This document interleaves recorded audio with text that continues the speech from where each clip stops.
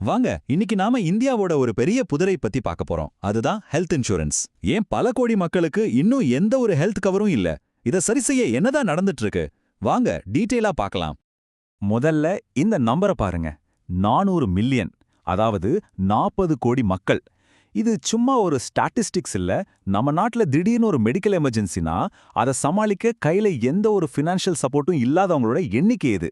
நினைச்சு பாருங்க, 40 கோடி பேர். இந்த பிரச்சனையோட உண்மையான முகம் என்ன தெரியுமா? இந்த புள்ளிவிவரம் அதை தெளிவா சொல்லுது. ஒவ்வொரு வருஷமும் நம்ம மக்கள் தொகையில 7%க்கும் அதிகமான பேரு வெறும் மெடிக்கல் செலவுனாலேயே வறுமைக்கு தள்ளப்படுறாங்க.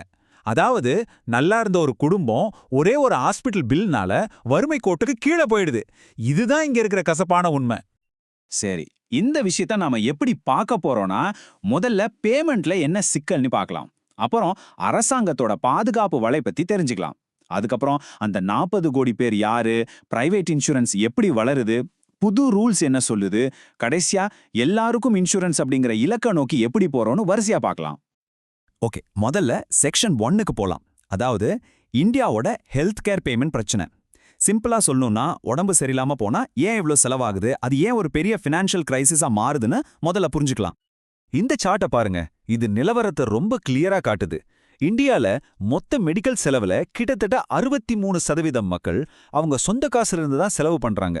இதையே உலக சராசரியோட ஒப்பிட்டு பார்த்தா அது வெறும் 18% தான். இந்த பெரிய வித்தியாசம் தான் பல குடும்பங்களோட மொத்த சேமிப்பையும் ஒரே நாள்ல காலி பண்ணிடுது. இந்த மாதிரி சூழலை தான் பேரழிவு தரும் சுகாதார செலவு, அதாவது கேட்டாஸ்ட்ராஃபிக் ஹெல்த் எக்ஸ்பெண்டிச்சர்னு சொல்றாங்க. அப்படின்னா என்னன்னா, ஒரு குடும்பத்தோட வருமானத்துல ஒரு பெரிய பங்கு திடீர்னு வர்ற மெடிக்கல் செலவுக்கே போயிடும். இதனால அவங்களோட ஃபினான்ஷியல் ஸ்டெபிலிட்டியை ஆட்டம் கண்டு அவங்கள வறுமைக்கு தள்ளிடும். இங்க ஷாக்கிங்கான விஷயம் என்னன்னா, இந்தியால ஹாஸ்பிட்டலுக்கு போற பாதிக்கும் மேற்பட்ட குடும்பங்கள் இந்த பேரழிவு செலவை சந்திக்கிறாங்க. இது ஏழைங்களை மட்டும் இல்ல, நம்மள மாதிரி மிடில் கிளாஸ் குடும்பங்களையும் ரொம்பவே கடுமையா பாதிக்குது. சரி, இந்த பிரச்சனைக்கு ஒரு தீர்வா அரசாங்கம் ஒரு மிகப்பெரிய திட்டத்தை கொண்டு வந்தாங்க. அதுதான் ஆயுஷ்மான் பாரத், அதாவது PMJAY. இது எப்படி லட்சக்கணக்கான மக்களுக்கு ஒரு சேஃப்டி நெட்டா இருக்குன்னு இப்ப பார்க்கலாம். இந்த ஸ்கீமோட முக்கியமான பெனிஃபிட்ஸ் என்னன்னு பாருங்க. தகுதியுள்ள ஒவ்வொரு குடும்பத்துக்கும் வருஷத்துக்கு 5 லட்சம் ரூபாய் வரைக்கும் கேஷ்லெஸ் ட்ரீட்மெண்ட் கிடைக்கும். முக்கியமா ஏற்கனவே இருக்கிற நோய்களுக்கும் முதல் நாள்ல இருந்தே கவர் உண்டு.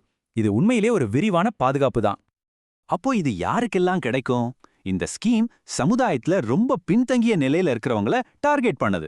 கிராமத்துல நிலமில்லாத விவசாய கூலிகள், நகரங்கள்ல தெருவோர வியாபாரிகள், வீட்டு வேலை செய்யறவங்கன்னு பல கோடி மக்கள் இதனால பயனடைறாங்க. ஓகே, இப்போ ஒரு முக்கியமான கேள்வி வருது. இந்த ஸ்கீம் நம்ம மக்கள் தொகையில கீழ் மட்டத்துல இருக்கிற 50% மக்களை கவர் பண்ணிடுச்சுன்னா, அப்போ யார் விடுபட்டு போறாங்க? அவங்களுக்கு என்ன பாதுகாப்பு இருக்கு? இங்கதான் நம்ம இந்த டாபிக்கோட மையப்புள்ளிக்கு வர்றோம். அதாவது அந்த கவராகாத 400 மில்லியன் மக்கள். கவர்மெண்ட் ஸ்கீமுக்கும் பிரைவேட் இன்சூரன்ஸுக்கும் நடுவுல ஒரு பெரிய கூட்டம் மாட்டிட்டு இருக்கு. அவங்கள தான் தி மிஸ்ஸிங் மிடில், அதாவது விடுபட்ட நடுத்தர வர்க்கம்னு சொல்றோம். இந்த சார்ட் பாருங்க, இன்னும் கிளியரா புரியும். நம்ம மக்கள் தொகையில சுமார் 50% பேர் அரசாங்க ஸ்கீம்ஸ் கீழ வந்துடுறாங்க. இன்னொரு 20% பேர் பிரைவேட் இன்சூரன்ஸ் வச்சிருக்காங்க. ஆனா நடுவுல இருக்கிற இந்த 30%, கிட்டத்தட்ட 40 கோடி மக்கள் எந்த ஒரு பாதுகாப்பு வளையம்லயும் இல்லாம இருக்காங்க. அப்போ யார் இந்த மிஸ்ஸிங் மிடில்? சிம்பிளா சொல்லணும்னா, இவங்க கவர்மெண்ட் ஸ்கீம்ல சேர்ற அளவுக்கு ஏழைகளும் இல்ல, அதே சமயம் அதிக பிரீமியம் கட்டி பிரைவேட் பாலிசி வாங்குற அளவுக்கு வசதியானவங்களும் இல்ல. இவங்க தான் கரெக்டா இந்த சிஸ்டம்ல இருக்கிற கேப்ல மாட்டிக்கிட்டவங்க. இவங்கள யாரெல்லாம் வராங்கன்னா, சுயதொழில் செய்றவங்க, சின்ன கடை வச்சிருக்கிறவங்க, விவசாயிகள், அப்புறம் இந்த ஆன்லைன் டெலிவரி, கேப் டிரைவர்ஸ் மாதிரி கிக் எக்கானமில வேலை செய்றவங்க. இவங்களுக்கு ஒரு நிலையான மாச வருமானம் இருக்காது. அதனால மாசம் இன்சூரன்ஸ்க்கு பிரீமியம் கட்டுறது ரொம்ப கஷ்டமான விஷயமா இருக்கு. சரி, இந்த பெரிய கேப்பை நிரப்ப இப்ப பிரைவேட் இன்சூரன்ஸ் செக்டார் வேகமா உள்ள வராங்க. இந்த மார்க்கெட் எப்படி ரியாக்ட் பண்ணுது, அவங்களோட பங்கு என்னன்னு பார்க்கலாம். இந்த நம்பர்ஸை பாருங்களேன்.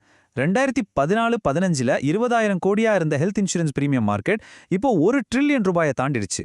குறிப்பா கோவிட் வந்ததுக்கு அப்புறம் மக்களுக்கு ஹெல்த் இன்சூரன்ஸோட முக்கியத்துவம் நல்லாவே புரிஞ்சிருக்கு. அதோட விளைவு தான் இந்த வளர்ச்சி.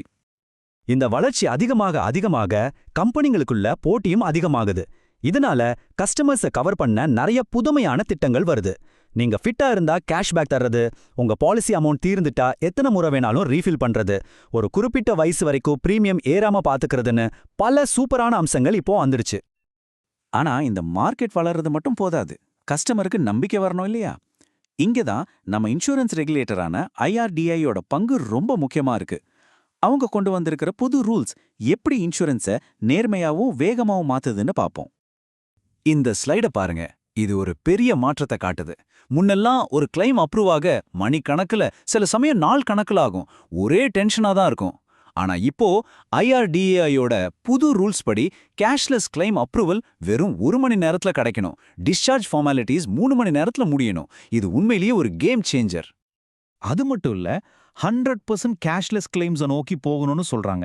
ஒரு கமிட்டி ரிவ்யூ பண்ணாம எந்த கிளைமையும் நிராகரிக்க கூடாதுன்னு ரூல்ஸ் கொண்டு வந்திருக்காங்க. இந்த மாதிரி பல விஷயங்கள் பாலிசி வச்சிருக்கிறவங்களுக்கு ஒரு நம்பிக்கையை கொடுக்குது. ஓகே, இப்போ நாம கடைசி பகுதிக்கு வந்துட்டோம். இவ்ளோ முயற்சிகளுக்கு பிறகு இந்தியாவோட அடுத்த இலக்கு என்ன? 2047 நோக்கி நம்ம பயணம் எப்படி இருக்க போகுது? இந்த ஒரு கருத்து எல்லாத்தையும் அழகா சுருக்கி சொல்லுது. ஹெல்த் இன்சூரன்ஸுங்கிறது வெறும் ஒரு ஃபினான்ஷியல் ப்ராடக்ட் மட்டும் இல்ல. அது நம்ம நாட்டோட ஹெல்த் கேர் சிஸ்டத்தோட முதுகெலும்பு. தரமான சிகிச்சையை எல்லாரும் வாங்குற மாதிரி மாத்துறதும், குடும்பங்களை மருத்துவ செலவுல இருந்து காப்பாத்துறதும் இதுதான். புது டெக்னாலஜி, புது ரூல்ஸ்னு இந்தியா எல்லாருக்கும் இன்சூரன்ஸ் அப்படிங்கிற இலக்க நோக்கி வேகமா போயிட்டு இருக்கு. அரசாங்கம், பிரைவேட் கம்பெனிகள், ரெகுலேட்டர்ஸ்னு எல்லாரும் சேர்ந்து வேலை செய்றாங்க. ஆனா அந்த விடுபட்டு போன 40 கோடி மக்களை முழுசா சென்றடைய இந்த நடவடிக்கைகள் மட்டும் போதுமா? இல்ல இதுக்கு மேலேயும் ஏதாவது செய்யணுமா? இதுதான் இன்னைக்கு நம்ம முன்னாடி இருக்கிற மிகப்பெரிய கேள்வி.